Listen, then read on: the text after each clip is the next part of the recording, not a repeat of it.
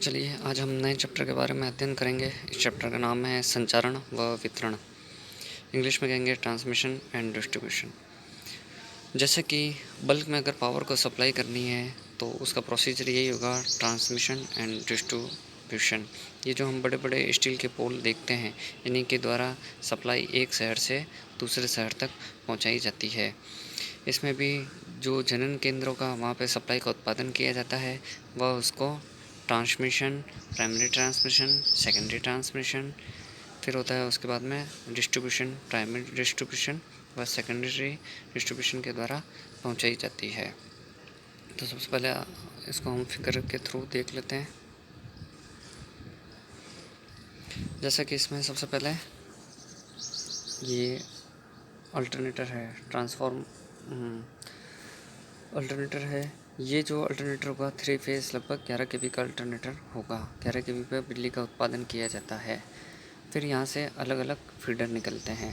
अब अगर हम इस फीडर की बात करें तो सबसे पहले यहाँ पर 11 केवी पे जो उत्पादन किया गया है, इसको स्टेप अप ट्रांसफार्मर द्वारा 11/220 केवी स्टेप अप ट्रांसफार्मर द्वारा 220 केवी में स्टेप अप किया जाएगा। यह प्राइमरी ट्रांसमिशन का भाग है। फिर उसके बाद प्राइमरी ट्रांसमिशन लाइन चलेगी, उच्च वोल्टेज प्राथमिक संचरण लाइन या high voltage primary transmission line चलेगी। इसी चीज़ को आगे ग्रिड स्टेशन ट्रांसफार्मर द्वारा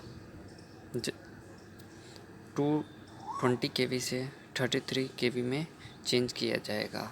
तो यह द्वितीयक संचारण का भाग हो जाएगा।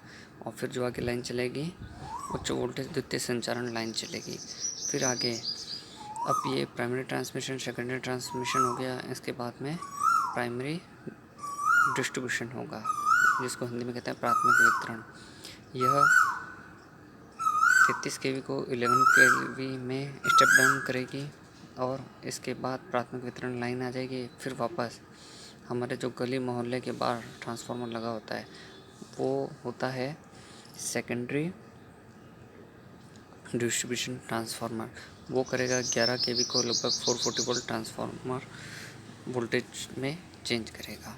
तो यहाँ पे हमें 3 वायर दिखाई देते हैं। एक होता है आर कह सकते हैं, एक होता है वाई होता है, एक पी होता है और एक न्यूट्रल होता है।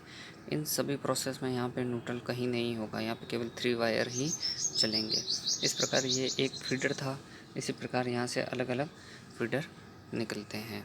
और ये याद रखिएगा, बिजली का उत्पादन अल्टरनेटर के द्वारा पावर प्लांट्स में 11 केवी पर किया जाता है। जनरल वोल्टेज जिसे कहते हैं 11 केवी होता है। अब इसमें देखिए महत्वपूर्ण परिभाषाएं और नियम आती जाती है। सबसे पहले आता है झोल। झोल कुछ नहीं है, दो खंभों के बीच ये जो दूरी, इसको तो स्पान कहा जाएगा। और ये जो वायर लटक रहा है, इसको बोला जाएगा झोल, या कह देते हैं इंग्लिश में सैक कहते हैं। ठीक है, अगला है। अब देखिए उच्च वोल्टता पर ही ट्रांसमिशन क्यों किया जाता है, इसका कारण है उच्च वोल्टता, क्योंकि इसका फॉर्मूला होता है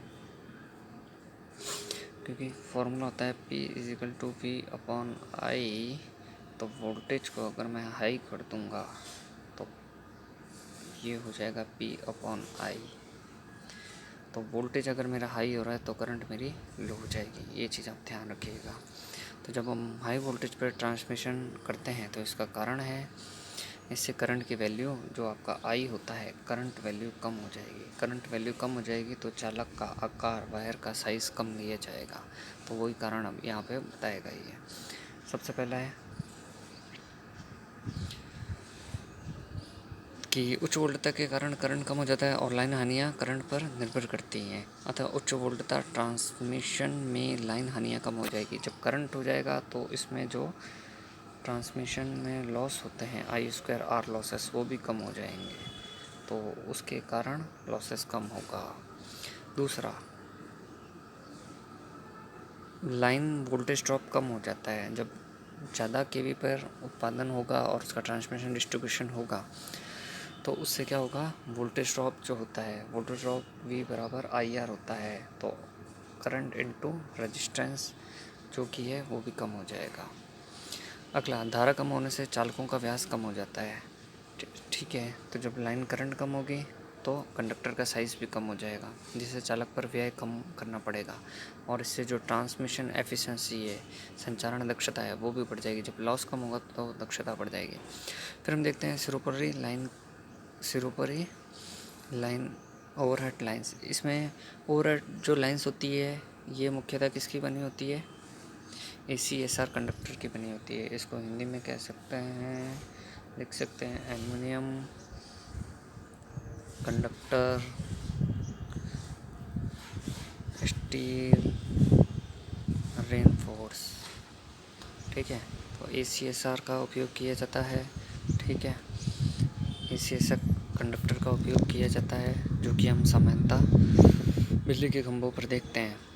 ये चालक लकड़ी, इस्पात, RCC के खंभे पर टिके होते हैं और RCC के खंभे के ऊपर भी क्रॉस आर्म लगी होती है। तो आगे हम इसका अध्ययन करते हैं। देखिए इसमें कौन कौन सा पार्ट है। सबसे मुख्य पार्ट है चालक, फिर आता है आधार सपोर्ट जो खंभे हो जाएगा, उसके बाद होता है इंसुलेटर जिस पे ये टिके होते हैं चालक। फिर अगला आता है क्रॉस आर्म। क्रॉस आर्म जो इंसुलेटर, क्रॉस आर्म क्या होता है? क्रॉस आर्म ये जैसा आपका खंभा है, ये जो है ये क्रॉस आर्म है और यहाँ पे ये इंसुलेटर लगे हुए हैं 3। ठीक है, तो ये हो जाएगा आपका क्रॉस आर्म, ये हो जाएंगे 3, ये हो जाएंगे आपके इंसुलेटर और यहाँ से ये तार चलेगा, इसके ऊपर चलता है। तो ये प्रोसीजर है। तो क्रॉस आर्म और क्लैंप हो जाएंगे। क्रॉस आर्म लोहे का बना होता है और उस पर क्लैंप लगे होते हैं। स्टेबर गार्ड हो जाएगा। स्टेबर गार्ड क्या होता है? ये स्टे वायर सपोर्टिंग वायर होता है। ठीक है, ये ध्यान रखिएगा। और एक होता है गार्ड वायर। गार्ड वायर क्या होता है? जिससे कि अगर बाइक पे तार टूट जाए तो ये जाली टाइप होता है जिसको लगा देते हैं ताकि तार ज़मीन पे ना गिर के ग्राउंड फॉल्ट ना हो। अब देखिए आधार सपोर्ट खंभे किस किस के होते हैं? लकड़ी के खंभे होते हैं। ये पहले लिए जाते थे, आजकल इसकी जगह RCC खंभे लिए जाते हैं। दूसरा स्टील के खंभे होते हैं और ये RCC खंभे हो जाएंगे आपका, कंक्रीट खंभे, RCC खंभे और जालदार इस्पात के खंभे। ये 4 प्रकार के होते हैं। और एक रेल के खंभे भी होते हैं जो रेलवे पटरी को बना दिया जाता है। फिर देखिए विद्युत रोधक क्या होता है? विद्युत रोधक जो बताया था, जो कि क्रॉस आर्म पे लगा होता है। अब विद्युत रोधक, एक अच्छे विद्युत रोधक की विशेषताएं होनी चाहिए। क्या क्या विशेषताएं होनी चाहिए? नंबर 1, इनका विद्युत रोधन, इनका रेजिस्टेंस हाई होना चाहिए। इनका विद्युत रोधन प्रतिरोध उच्च होना चाहिए। नंबर 1, यांत्रिक सामर्थ्य भी अधिक होनी चाहिए। ये तापमान से प्रभावित नहीं होने चाहिए, सर्दी गर्मी बरसात उससे प्रभावित नहीं होना चाहिए। ये वायुमंडलीय गैसों और द्रवों से भी प्रभावित नहीं होने चाहिए। इसका गैस व द्रव पानी किसी से प्रभाव नहीं पड़ना चाहिए। इनका रंग ऐसा होना चाहिए कि इन पर पक्षी नहीं बैठे हैं। तो ज़्यादातर इनका रंग डार्क ब्राउन आकार का बनाया जाता है, भूरा रंग चयन किया जाता है। अगला होता है भूमिगत केबलें। भूमिगत केबलें कौन सी होती हैं? जो कि अंडरग्राउंड केबलें होती हैं। इनका उपयोग आजकल शहरों में काफ़ी अधिक मात्रा में किया जा रहा है। इसके कुछ लाभ होते हैं। लाभ क्या होते हैं देखते हैं। सबसे पहले तड़ित तूफान, पक्षियों, मौसमी दशा आदि से हानि नहीं होती। तड़ित यानी जब बिजली गिरती है तो इन पे नहीं गिरेगी ये, क्योंकि ज़मीन के अंदर होते हैं, तो इससे इनकी सेफ्टी बनी रहती है। सिरोपरी लाइन जो आपकी ओवरहेड लाइन होती है, वो अगर टूट कर गिर जाए तो उससे हानि से बचा जा सकता है। ठीक है, तो ये टूट के गिरेंगे तो ये ज़मीन में ही होते हैं, तो इससे कोई दिक्कत नहीं है। शहरों की सुंदरता जो बढ़ती है वो भूमिगत केबल, अंडरग्राउंड केबल के कारण बढ़ती है। केबल भूमिगत रहने के कारण भूमि के ऊपर का स्थान भी उपयोग में लिया जा सकता है। केबलों में चालक पास होने के कारण इसके चालकों में प्रेरकत्व कम होता है और वोल्टेज रेगुलेशन में सुधार होता है। इसका प्रेरकत्व कहते हैं, प्रेरकत्व इसको ऐसा कह सकते हैं, रेजिस्टेंस पार्ट ही है जो कि AC धारा में काम करता है। और वोल्टेज रेगुलेशन यानी वोल्टेज का ड्रॉप कम से कम होता है। हानियाँ क्या क्या हो जाएगा? हानियाँ है समान दूरी व समान शक्ति के वितरण में केबल महंगी होती है, इसकी कॉस्टिंग बहुत ज़्यादा होती है। सेकंड पॉइंट हो जाएगा आवश्यकता पड़ने पर केबलों में टेपिंग लेना। अगर मेरे को उससे टेपिंग लेनी है, मेरे को उससे कोई और तार जोड़ना है, केबल जोड़ना है, तो ये बहुत लंबा और टफ वाला प्रोसीजर है, तो उसकी भी कॉस्टिंग ज़्यादा आती है। केबल जोड़ लगाना महंगा होता है, तो केबल जोड़ लगाने की भी कॉस्टिंग ज़्यादा आती है। टेपिंग का तो जोड़ का तो एक ही बात है। फिर होता है भूमिगत वितरण प्रणाली। तो बड़े व भीड़ भाड़ वाले शहरों में सिरोपरी लाइन बिछाना बड़ा कठिन कार्य है। भूमिगत वितरण अपना का ग्राउंड पर उपलब्ध स्थान का उचित से उचित उपयोग किया जा सकता है। अब देखिए, ये सबसे काम का पॉइंट है, केबलों का वर्गीकरण। ये सवाल पूछा जाता है। अलग अलग ग्रेड के अनुसार टेबल का वोल्टेज के अनुसार वर्गीकरण किया है। लो टेंशन के लिए लगभग आपका है 1000 वोल्ट तक है। हाई टेंशन के लिए है 11 केवी तक है। सुपर टेंशन के लिए 22 से 33 केवी है। Extra high tension EST full form भी पूछी जा सकती है, 33 केवी से 66 केवी है। और एक्स्ट्रा सुपर वोल्टेज केबलें 132 केवी से अधिक हो जाएंगी ये। अब केबलों में कौन कौन से दोष होते हैं? ओपन सर्किट भी होता है। ओपन सर्किट मतलब तार का टूट जाना, खुल जाना। शॉर्ट सर्किट तार का जल जाना। भूदोष तार का ज़मीन से टच हो जाना। अब देखिए, विद्युत शक्ति का वितरण, डिस्ट्रीब्यूशन जो होता है बहुत ही महत्वपूर्ण फैक्टर है। ट्रांसमिशन हो चुका है, बड़े बड़े खंभों के द्वारा ट्रांसमिशन कर चुके हैं। अब आता है वितरण। प्राथमिक वितरण में इसमें देखिए, सबसे पहले प्राथमिक वितरण, प्राइमरी डिस्ट्रीब्यूशन। इसे उच्च वोल्टा प्राथमिक होगा, हाई वोल्टेज भी होगा, इसे उच्च वोल्टा वितरण भी कहते हैं। इसमें 6.6 केवी यानी 6600 वोल्ट या 11 केवी 11,000 केवी पर किया जाता है। जो उपभोक्ता अधिक मात्रा में विद्युत शक्ति का उपयोग करते हैं, उन्हें 11 केवी के वितरक द्वारा, जैसे ये जो प्लांट होते हैं, बड़े बड़े सीमेंट प्लांट हैं, तो उनको लगभग 11 केवी के डिस्ट्रीब्यूटर से डायरेक्ट सप्लाई दी जाती है। अगला है द्वितीयक वितरण। द्वितीयक वितरण, इसे निम्न वोल्टता वितरण भी कहते हैं। वितरण ट्रांसफार्मर के बाद 3 फेज 4 तार प्रणाली की लाइन द्वितीयक वितरण कहलाती है। 3 फेज 4 वायर। द्वितीयक वितरण में क्या होगा? 3 फेज 4 वायर हो जाएगा। इसमें छोटी फैक्ट्री व बड़े भार वाले भवनों को 3 फेज, जहाँ पे ज़्यादा लोड या फिर छोटी फैक्ट्री है, वहाँ पे 415 वोल्ट सप्लाई दी जाती है। वह निम्न भार वाले भवनों को, हमारे घर में लगभग 230 वोल्ट सप्लाई आती है। तो ये चीज़ है। अब देखिए, वितरण प्रणाली के भाग, इसमें 3 पार्ट होते हैं, बहुत मुख्य पार्ट होते हैं। फीडर, वितरक और सेवा लाइन। तो सबसे पहला करते हैं फीडर। इस पर हमेशा क्वेश्चन पूछा जाता है। फीडर, ये वो उच्च धारा वहन करने वाले चालक होते हैं जो सब स्टेशन या जनरल स्टेशन से उच्च मात्रा सप्लाई से जोड़ते हैं। फीडर लाइनों में समान रूप से उच्च धारा प्रवाहित होती है, इसलिए फीडर चालकों का अनुप्रस्थ काट क्षेत्रफल, क्योंकि इसमें देखो धारा समान रूप से प्रवाहित होगी, तो इसका जो तार है उसका साइज, तार का जो क्रॉस सेक्शन एरिया है वो अधिक रखना पड़ेगा। और इसमें हाई करंट वाले होते हैं, तो इसलिए इसमें ये भी ध्यान रखिएगा, इसमें बीच में टेपिंग नहीं दी जाती, कोई भी तार इसे जोड़ा नहीं जाता है। ये बात हो जाएगी फीडर की। अगला डिस्ट्रीब्यूटर, वितरक। ये वो चालक होते हैं जो उपभोक्ता को प्रदाय से जोड़ते हैं। इनमें आवश्यकता अनुसार टेपिंग की जाती है। तो ये जो आपका जो था, फीडर में टेपिंग नहीं की जाती है, जबकि आपका वितरक जो है इसमें टेपिंग की जाती है। ये ध्यान रखिएगा। भारतीय विद्युत नियमों के अनुसार निम्न वोल्टेज वितरक में, ये बहुत काम का पॉइंट है, निम्न वोल्टेज वितरक में ±5%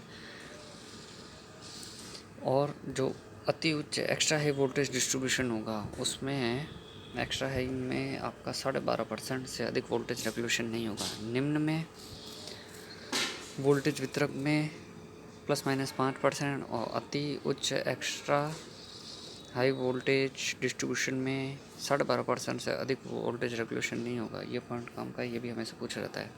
अगला होता है सेवा लाइन होती है, जो बिजली के पोल से हमारे घर तक लाइन आती है, उसे सर्विस लाइन कहते हैं। ठीक है, ये कैसी होनी चाहिए? वेदर प्रूफ होनी चाहिए, निम्न धारा क्षमता वाली होती है, ये निम्न धारा क्षमता वाली होती है और ये वेदर प्रूफ होती है। इनमें चालकों का व्यास उपभोक्ता के भार पर निर्भर करता है। अगर लोड ज़्यादा है आपका, तो तार का आकार मोटा होगा, लोड कम है तो तार का आकार कम होगा। फिर इसमें वितरण प्रणाली में 3 प्रणाली आती है। एक तो होता है त्रिज्यांक प्रणाली, रेडियल प्रणाली, दूसरा होता है आपका रिंगमैन प्रणाली और तीसरा होता है ग्रिड या अंतर्नियोजित प्रणाली। ठीक है, और फिर उसके बाद आता है प्रदाय के आधार पर वितरण किस किस प्रकार का होता है। डीसी डिस्ट्रीब्यूशन भी होता है, एसी डिस्ट्रीब्यूशन भी होता है। फिर उसके बाद में डीसी वितरण कितने टाइप का होता है। डीसी में वैसे प्लस माइनस 2 तार ही होते हैं और एक डीसी 3 तार वितरण होता है जो कि जनरली चलन में नहीं है। ये पर्टिकुलर किसी फैक्ट्रीज या प्लांट में अगर डीसी की आवश्यकता है वहाँ पर ये काम में लिया जाता है। तीसरा होता है प्रत्यावर्ती धारा वितरण प्रणाली, एसी, प्रत्यावर्ती धारा यानी एसी डिस्ट्रीब्यूशन। तो एसी में क्या होगा, हो जाएगा, एसी में 2 टाइप का होता है, 3 फेज, देखिए 3 फेज 3 तार, और एक हो जाएगा 3 फेज 4 तार प्रणाली। जहाँ पे भी लाइटिंग भार और इस हिसाब से किसी भी फैक्ट्री में दिया जाएगा तो 3 फेज 4 वायर होगा। और 3 फेज 3 तार प्रणाली केवल कृषि पंपों, ये जो मोटर होती है ये केवल 3 फेज पे चलती हैं, 3 फेज मोटर, उसमें न्यूट्रल की आवश्यकता नहीं होती है, ये ध्यान रखिएगा। और 1 फेज जो प्रणाली होती है हमारे घरों में होती है, इसमें लगभग 230 वोल्ट, अगर वोल्टेज की बात की जाए तो स्टैंडर्ड वोल्टेज 240 वोल्ट होता है लगभग। ठीक है, 230 किताबों में लिख दिया जाता है 230 वोल्ट और 50 हर्ट्ज से सप्लाई, 230 वोल्ट और 50 हर्ट्ज सप्लाई पर किया जाता है। फिर देखिए विद्युत उपकेंद्रों की संरचना। विद्युत उपकेंद्र एसी या डीसी दोनों प्रकार के हो सकते हैं। तो अब इसके अंदर क्या क्या लगेगा। उपकेंद्रों का वर्गीकरण अगर देखें सेवा की आवश्यकता के अनुसार, एक होता है, पहला हो जाएगा transformer substation, transformer substation, switching substation, on off करने वाले, शक्ति गुणक सुधारक स्टेशन यानी power factor correction substation, frequency परिवर्तक, यहाँ पे फ्रिक्वेंसी को चेंज किया जाता है, कन्वर्टिंग सब स्टेशन, एसी को अगर डीसी में कर रहे हैं, औद्योगिक सब स्टेशन यानी इंडस्ट्रियल सब स्टेशन, औद्योगिक इकाइयों के लिए। संरचना के आधार पर ये कितने प्रकार के हो पाएंगे। इंडोर यानी जो एक कमरे के अंदर बंद हो, ये लगभग मेट्रो सिस्टम में इंडोर लिए जाते हैं काम में, या रेलवे प्रणाली में काम में लिए जाते हैं। आउटडोर सब स्टेशन, जैसे कि बाहर ट्रांसफार्मर लगा होता है, ये आउटडोर होता है। Underground sub station, underground sub station या मेट्रो प्रणाली में काम लिए जाते हैं, मेट्रो रेलवे में। पोल माउंटेड सब स्टेशन, पोल माउंटेड जो कि 2 थंबों पे पोल लगा करके होता है वो वाला। अब देखिए स्विच गियर क्या होता है। स्विच गियर एक टाइप की ब्रेकिंग प्रणाली, एक स्विच है, ठीक है, लेकिन इसका संचालन हाई वोल्टेज और हाई करंट पे होता है। ठीक है, स्विच गियर यानी स्विच से बना है। अब ये भी अलग अलग प्रकार के होते हैं। एयर ब्रेक स्विच होता है, आइसोलेट या डिस्कनेक्टिंग, आइसोलेट यानी आइसोलेट या डिस्कनेक्टिंग स्विच, जिसका काम केवल सप्लाई को डिस्कनेक्ट करना होता है। और ऑयल स्विच गियर भी होते हैं, ये बाद में हम डिटेल में पढ़ेंगे। फिर अगला होता है फ्यूज़ होता है, सर्किट ब्रेकर होता है, सर्किट ब्रेकर एमसीबीज, और ये हो जाएगा सर्किट ब्रेकर में बड़े में तो एसीबी आ जाएगा, air circuit breaker, SF6 circuit breaker, OCB oil circuit breaker आदि डिफरेंट आइटम आ जाएंगे। अब आता है घरेलू सर्विस लाइन व सुरक्षा उपाय।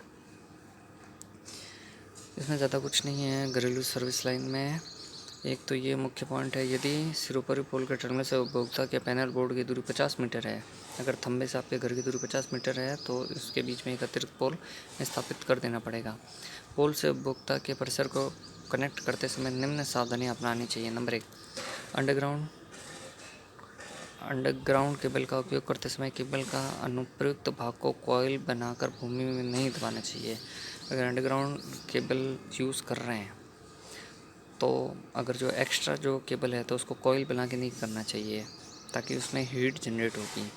ठीक है, तो उसको सिंपल तरीके में लेटा देना चाहिए। अधिक लंबी केबल न लें और पोल की क्रॉस आर्म पर कॉइल बनाकर न लपेटें। लंबी केबल नहीं लेनी है और क्रॉस आर्म पे लपेटनी नहीं है।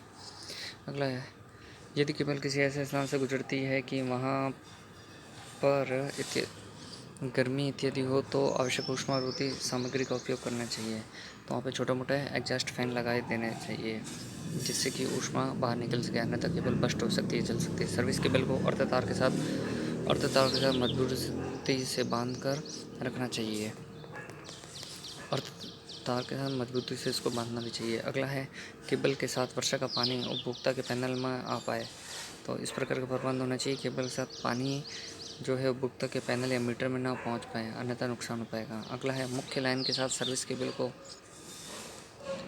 अच्छी प्रकार से जोड़ना चाहिए, ताकि मतलब टाइट जोड़ना चाहिए ताकि स्पार्किंग आदि ना हो।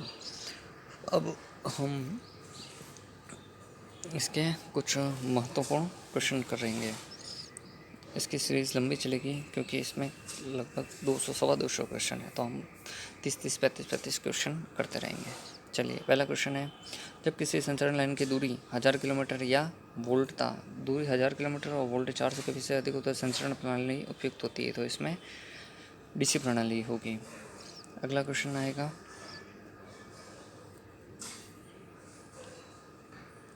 जब संचरण लाइन 1000 किलोमीटर से कम लंबी व वोल्टेज 1000 से कम हो गया, वोल्टेज 220 हो गया, तो इसमें केवी हो जाएगा, तो संचरण प्रणाली उपयुक्त होगी, इसमें एसी प्रणाली उपयुक्त होगी। त्वचिक प्रभाव, त्वचिक प्रभाव ये इंग्लिश में इसको क्या कहते हैं, स्किन इफेक्ट कहते हैं। तो स्किन इफेक्ट होता है, ये केवल एसी में होता है, ये आप ध्यान रखिएगा।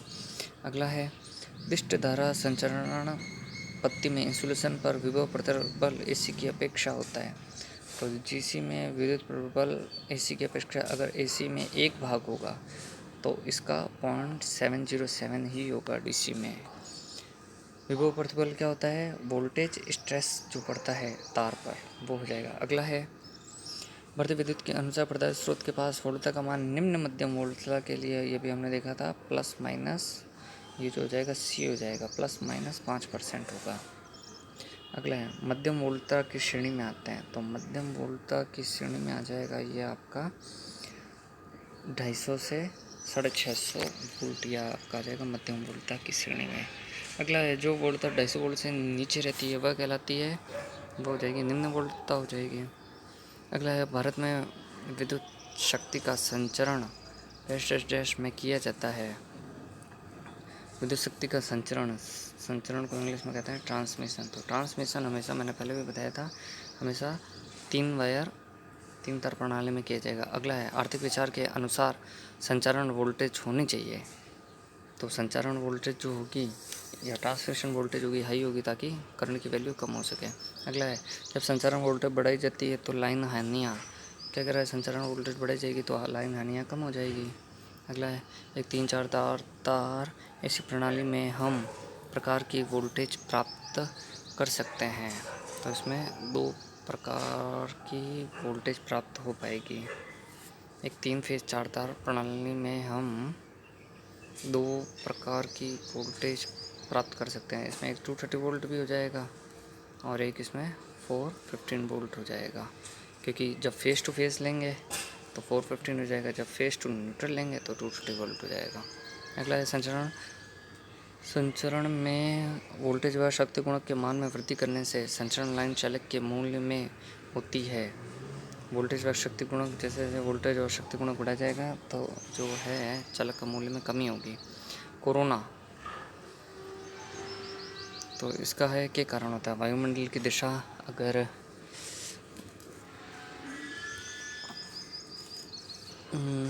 बरसात का मौसम है तो उसमें कोरोना होने के चांसेस ज़्यादा होंगे। चालकों के बीच साइज़ व अंतराल, अगर चालकों के साइज़ ज़्यादा है और अंतराल कम है तो भी कोरोना होगा। लाइन वोल्टेज अगर ज़्यादा होगी तो भी कोरोना होगा।